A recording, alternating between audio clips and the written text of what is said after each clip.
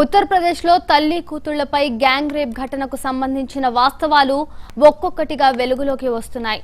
బాధితురాలు ఇచ్చిన వాగ్మూలం కలకలం సృష్టిస్తోంది. వైద్యులు, పోలీసులు తమను కనీసం మనుషుల్లా చూడలేదని బాధితురాలు ఆవేదన వ్యక్తం చేసింది.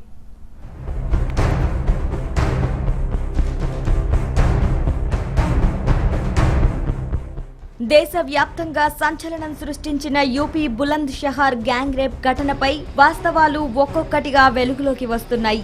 ప్రస్తుతం ఆసుపత్రిలో చికిత్స పొందుతున్న బాధితురాళ్లలో కూతురు ఇంకా షాక్ నుంచి తేరుకోలేదని తల్లి తమకు జరిగిన అవమానంపై కుమిలిపోతుంది.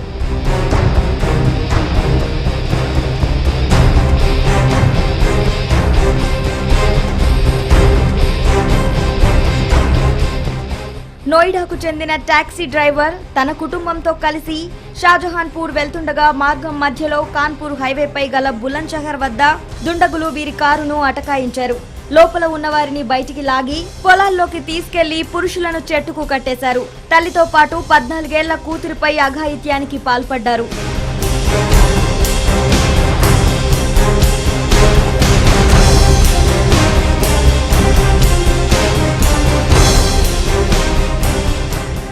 రాత్రి 1 గంటకు దారుణం జరిగితే తెల్లవారుజామున 5:30 గంటల వరకు పోలీసులు స్పందించలేదని బాధితురాలి కుటుంబ సభ్యులు చెప్పారు. పోలీస్ హెల్ప్ లైన్ కు అదే పనిగా ఫోన్ చేసినా నంబర్ బిజీ అనే సమాధానం వచ్చిందని వాపోయారు.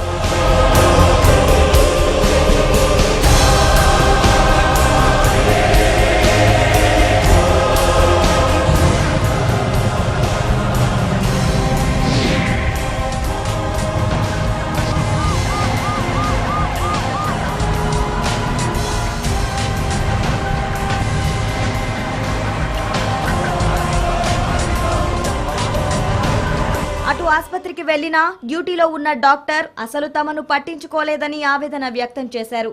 తమ కుటుంబ సభ్యులపై అత్యాచారం జరిగిందని చెప్పినా పోలీసులు నమ్మలేదని, తామే నాటకాలు ఆడుతున్నామన్నట్లు మాట్లాడారని బాధితురాలు తెలిపింది.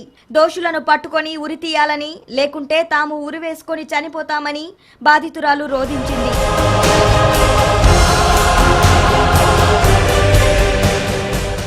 అటు అనుమానితుల్లో 3 బాధిత కుటుంబీకులు గుర్తుపట్టారని, మరో 5 ఇంకా పరారీలోనే ఉన్నారని బులంద్ షహర్ పోలీసులు తెలిపారు.